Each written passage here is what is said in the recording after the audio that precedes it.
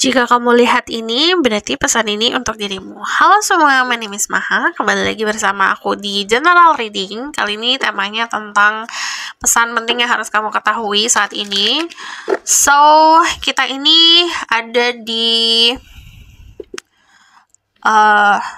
Saturn retrograde. Jadi, terjadi di bulan Juni 29 Juni sampai ke 15 November by the way. So ini bakalan banyak karma-karma yang bermunculan. Jadi karma-karma kita yang kemarin baik dan buruk itu akan kelihatan hasilnya sekarang. So aku akan melihat pesan dari semesta yang bisa bikin kamu lebih prepare atau untuk kamu ketahui yang akan terjadi. So relax, back and enjoy the video. Semakin kamu relax, semakin kamu tenang, semakin mudah pembacaannya. Untuk disclaimer lainnya, aku bakalan tulis di bawah untuk kalian yang mau dibuatkan secara pick a card. Kamu tinggal ngomong aja di bawah. Kalau misalnya banyak yang minta untuk pick a card, aku bakalan buat.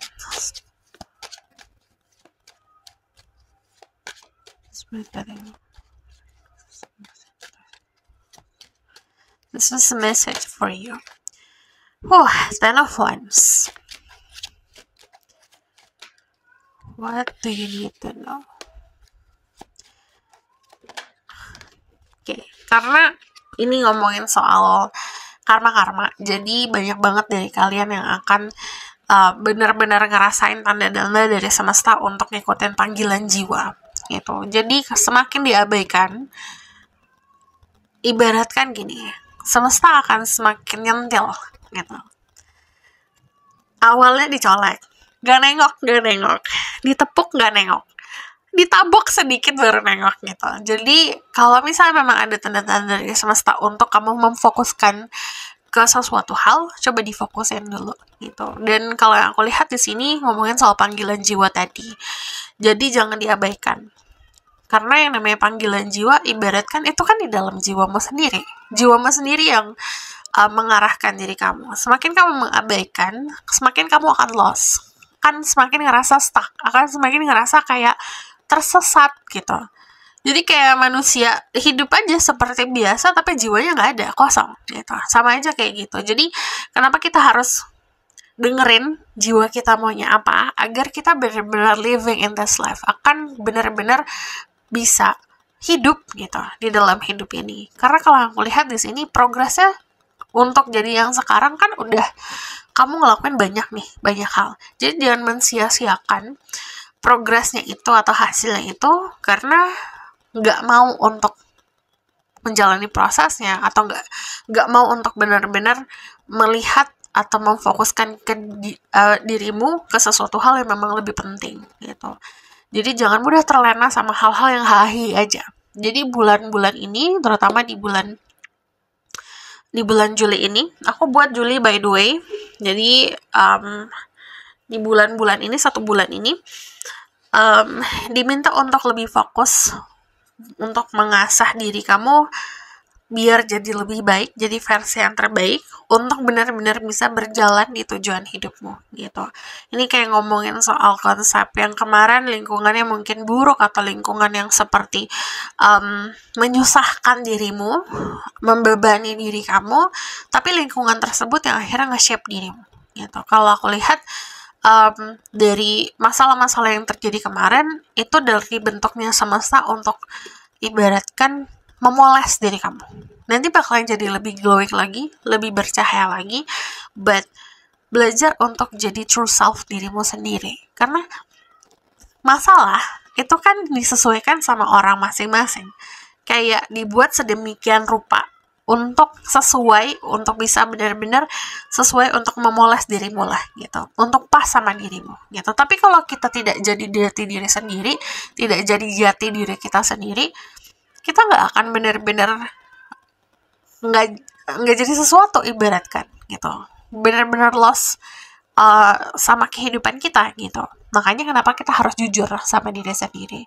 Di sini ada beban-beban. Aku tidak akan sugarcoat anything. Yang lihat di sini ada beban dari apa yang kita punya, yang kita bisa, gift yang kita punya dari Tuhan, atau bahkan kemampuan yang dari kita punya gitu. Semua itu ada tanggung jawabnya. Jangan mau enaknya aja. Aku mau ini, mau itu, aku mau bisa ini, aku mau bisa itu, tapi tidak bertanggung jawab, ya sama aja gitu. Nggak akan jadi apa-apa, yang jadi cuma beban aja gitu. Jadi bertanggung jawab lah. Cuman untuk hal-hal yang bukan tanggung jawab kamu mampu untuk tinggalkan itu, ya tanggalkan. Misalnya kamu cuma mampu untuk memikul beban untuk 10 kilo gitu, yang kamu bawa dari kemarin 20 kilo gitu. Entah itu memori buruk, entah itu kenangan-kenangan yang buruk, entah itu ekspektasi orang-orang gitu. Tinggalkan.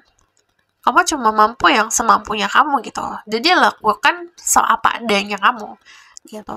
Dari energi The Ten of Wands sendiri, ini juga ngomongin soal generational karma. Jadi sesuatu karma yang terjadi bukan hanya dari manusia individu aja, tapi juga ada yang terjadi di dalam satu keluarga gitu. Keluarga kamu merasakan ini, sebelumnya juga kakek nenek kamu merasakan itu gitu. Jadi hal tersebut itu terjadi turun menurun gitu. Entah itu ekonomi, entah itu cinta, apapun itu. Coba diperhatikan apa yang terjadi gitu lagi gitu. Nah, kamu punya kesempatan untuk stop itu agar your future family, keluarga kamu di masa depan yang kamu bangun sendiri, tidak merasakan kesengsaraan yang kamu rasakan gitu. Dari energi The Ten of Wands ini, kalau aku lihat gambarnya pohon di sini. Jadi ibaratkan kamu itu punya kesempatan untuk ngebangun sesuatu, legacy. Kamu ngebangun sebuah peninggalan lah gitu. Bangunlah sesuai sama apa yang kamu butuhkan sekarang, apa yang kamu pengen sekarang gitu. And then you see, nanti future anak-anakmu di masa depan, keturunanmu di masa depan, apa yang kamu pengen mereka rasakan gitu. Kamu bangun seperti itu. Dan yang aku lihat dari energi dan Nine of Coins, ini proteksinya cukup kuat. Cukup bisa dibilang proteksi dari spirit guide kamu, dari semesta cukup stabil. Terutama untuk konsep ekonomi atau materi gitu. Kalau aku lihat, ini bakalan lebih stabil ke depannya gitu. Tapi untuk tadi spiritual, untuk karma-karma yang terjadi di keluarga, itu bakalan muncul gitu. So, the bottom of the deck, ada the Ace of Wands, ada the Eight of Cups. Oke, ini ada sesuatu yang terjadi kembali. Ini kayak ada sesuatu yang keputar kembali. Kayak movie, ibaratnya kalau film ke rewind gitu. Keputar kembali. Ada memori-memori yang mungkin akan muncul kembali. Lalu juga ada orang-orang yang kemarin datang kembali gitu. Jadi ada sesuatu yang kembali lagi kalau aku lihat. But di sini sometimes kita harus mampu untuk ngelepasin sesuatu dulu gitu. Contoh misalnya gini, kamu punya pekerjaan, skill kamu bagus, let's say kamu artis gitu, kamu penyanyi, kamu nyanyi bertahun-tahun sampai dimana vocal cords kamu lelah gitu, suara kamu lelah banget gitu, sampai nggak bisa nyanyi sampai pakai hati gitu contohnya.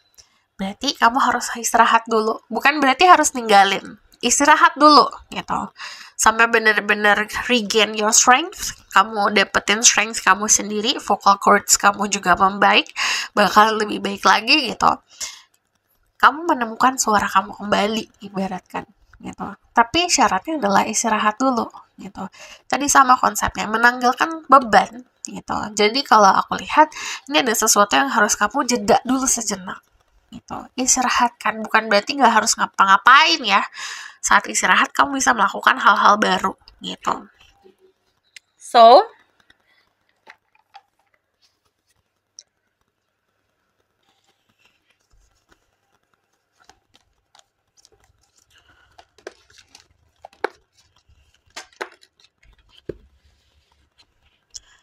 ada the riddle, ada the swords, ada the tear, the comic. Yang aku lihat, kehidupan ini tuh bagaikan series sebuah puzzle gitu, kayak bagian-bagian dari puzzle. Kamu dapat nanti kemampuan untuk memahami kenapa ada hal-hal terjadi dalam hidup kamu gitu. Kamu nanti mampu untuk memahami kenapa ini kejadian, kenapa kamu begini, kenapa kamu begitu. Lalu kamu mampu untuk bisa berdamai sama masa lalu. The comic di sini kalau aku ibaratkan ngelihatnya seperti kayak you can laugh about everything that happening kemarin gitu. Kamu mampu untuk menertawakan sesuatu akhirnya. Dari yang menangis mampu untuk tertawa. Jadi konsepnya kan seperti itu. Jadi every emotion itu datang dan pergi. Kita pernah ngerasain sedih, nanti saat kita sudah mampu untuk healing, kita balikin lagi memorinya atau memorinya muncul kembali, kita mampu untuk menertawakan itu gitu. Jadi selalu stepnya kayak gitu. Nah, ini kemampuan diri kamu untuk bisa berdamai sama masa lalu dan mampu untuk healing. Di sini ada, sorry kalau kesenggol ya, ada the sirens. Ini there's something about your voice sih kalau aku lihat. Banyak banget dari kalian yang akhirnya kayak menemukan, kalau kamu pernah dengar kisahnya Little Mermaid, dia giving up voice-nya dia untuk dapetin kaki kan, untuk ketemu pangeran. Jadi dia mengorbankan suaranya dia yang indah untuk ngedapetin kaki. Mermaid kan gak punya kaki, mermaid punyanya tails, punyanya ekor duyung. Dia akhirnya mengorbankan suaranya dia buat dapetin kaki, buat ketemu true love-nya dia gitu. Jadi kalau aku lihat di sini gini, nanti ada sebuah pertanyaan yang muncul, is it worth it? Kayak ngeralain sesuatu yang berharga untuk dirimu, untuk sesuatu yang mungkin belum pasti gitu. Jadi nanti ada sebuah, ibaratkan pertanyaan-pertanyaan yang ngebuat dirimu in a crisis lah gitu, in keadaan yang membingungkan gitu, karena pertanyaan itu muncul. Beberapa dari kalian mungkin kemarin sempat seperti itu. Kamu akhirnya mengabaikan atau bahkan give up keunikan dirimu, bakat dirimu untuk menyesuaikan dari ekspektasi sosial gitu. Akhirnya mengotak-ngotakkan diri sendiri. Jadi disarankan untuk embracing keunikan sendiri. Karena yang tadi aku bilang, saat kita menjadi diri kita seutuh-utuhnya, kita benar-benar bisa disesuaikan sama apa yang semesta kasih gitu. Apa yang semesta berikan ke kita gitu. Karena kalau misalnya dikasih jalan, kamu nggak jadi jati diri sendiri, jalan itu akan susah banget gitu. Padahal jalannya disesuaikan sama jati diri kita gitu. Dan di sini ada the seed. Ini sesuatu yang kamu tanam. Apa yang bisa kamu tanam buat future self kamu sama future family kamu gitu. Entah itu watak, entah itu sifat, entah itu karma-karma baik gitu. Jadi when you do something, kamu bukan hanya mikirin untuk yang sekarang, tapi juga untuk masa depanmu dan masa depan keluargamu nanti gitu. So, aku bakalan lihat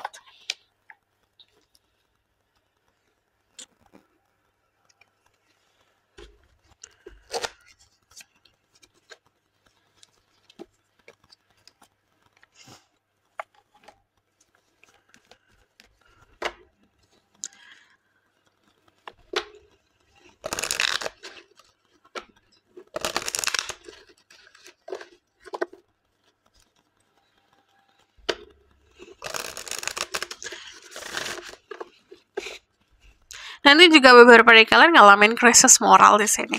Jadi tantangannya seperti itu, dipahamin apa yang menurut moral kamu benar.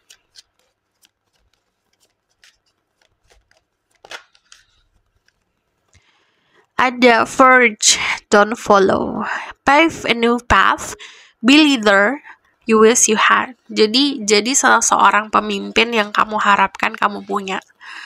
Kadang-kadang kalau kita nunggu orang mimpin kita atau ngarahin kita, nggak akan datang-datang sebenarnya. Jadi kalau ngerasa kok nggak dapet ya, berarti ini bukan waktunya buat kamu nerima, tapi kamu memberi gitu. Do something yang bisa dijadikan keadaan kamu bisa ngasih sesuatu. Ibaratkan gitu, ibaratkan memimpin kehidupan kamu sendiri. Di sini portal, doors are opening, you decide, rewards, and wildcard. Ibaratkan ini dikasih golden ticket ke tujuan kamu. But enjoying the moment dan lakuin sesuatu dulu. Kan doorsnya opening, kebuka nih pintunya, tapi you need to masuk dulu ke doors itu gitu. Ibaratkan ada pintu-pintu kebuka, kamu harus jalan dulu gitu, masuk ke pintu tersebut kan gitu. Nah, action untuk bisa memilih itu ada nantinya, memilih kemana arahnya.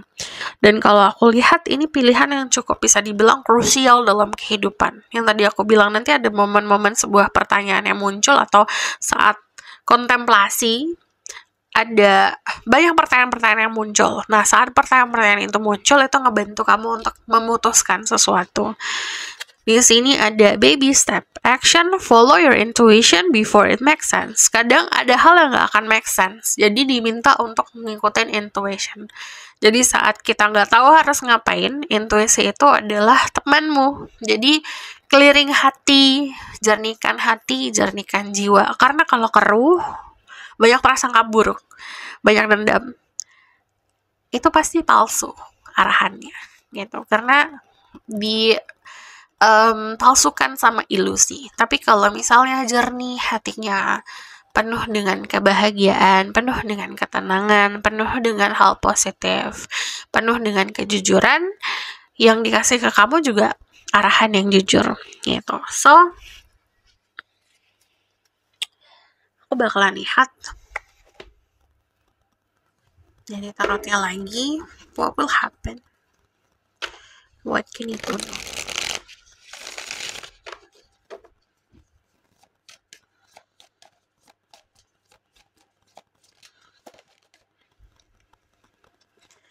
Ada the Hierophant,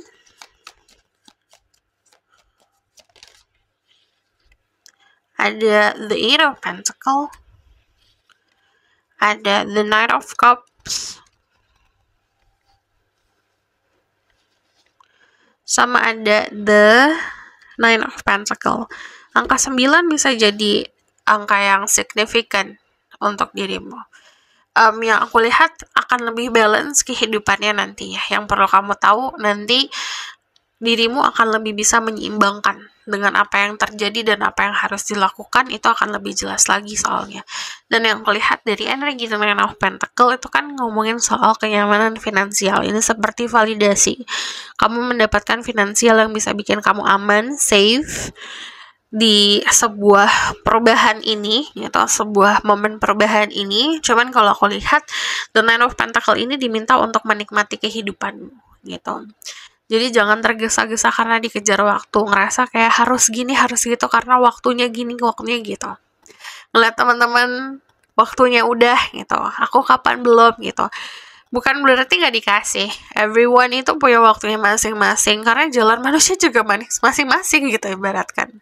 Sama kayak sidik jari aja beda-beda, sama kayak waktunya manusia juga beda-beda gitu. Dan di sini bukan seharusnya kamu kayak lari-lari terus gitu, ngejar sesuatu. Sometimes we need to take a rest. But di sini disarankan untuk bisa punya hubungan yang kuat sama Tuhan. Karena kalau dari energi di Hierophant, sometimes kita itu tadi gak akan bisa masuk ke logika semua. But when we have faith, kita punya keyakinan, jalan kita akan semakin jelas gitu. Kita akan mengambil keputusan walaupun tidak make sense, tapi kita punya keyakinan itu karena kita punya koneksi yang kuat sama Tuhan. Nanti ada hubungan yang tulus yang akan terjadi. Follow your path di sini. Diminta ikutin jalannya, karena di sini kayak ada gerbang yang terbuka gitu. Dan kalau aku lihat ini supposed to be mudah ya, ibaratkan. Jadi kayak ngebangun koneksi, let's say kayak ngomongin soal percintaan. Mudah, tidak penuh dengan kecemasan. Itu adalah sebuah tanda dari semesta, kamu ketemu sosok orang yang tepat gitu. Sama kayak partner bisnis pun seperti itu. Ngerasa tidak cemas, ngerasa santai, ngerasa tenang gitu. Berarti memang kamu ketemu sosok orang yang tepat gitu. Dan di sini kalau aku lihat ini kayak as above so below. Jadi semua itu pasti ada koneksinya. Hubungan kita sama Tuhan itu pasti akan ada dampaknya di kehidupan yang ada di bumi ini gitu. So, aku bakalan lihat ke pesan-pesan untuk dirimu.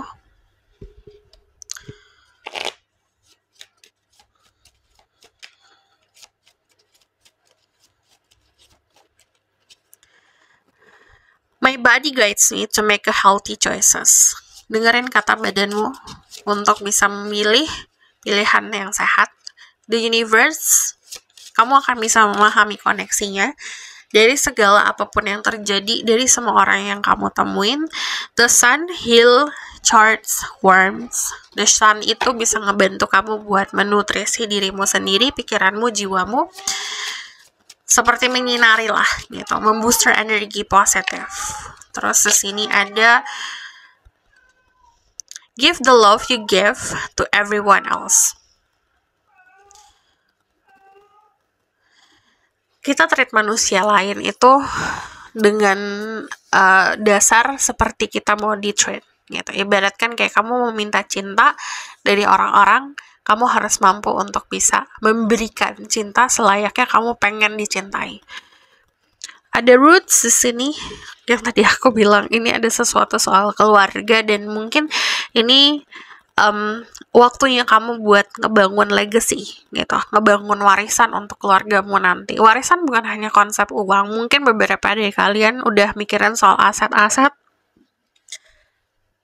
atau sudah bisa dan mampu untuk bisa mikirin ke future family kamu lah gitu. Tapi yang namanya warisan itu juga ngomongin soal prinsip, moral, dan kekuatan keyakinanmu, agamamu gitu. Jadi banyak hal gitu, dan itu dikuatkan di sini. Dan dari roots, jangan lupa yang menguatkan diri kamu juga akarmu sendiri gitu.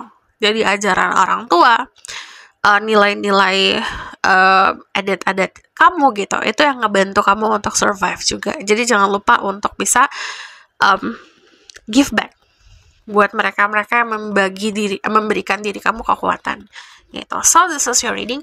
Thank you for watching. Kalau kamu request, silahkan komen di bawah. Kalau kamu mau tahu berlanjut, bisa book post reading, link ada di bawah, nomornya di bawah. And if you like this video, boleh like, comment, dan subscribe. Jangan lupa share in the next reading. Bye.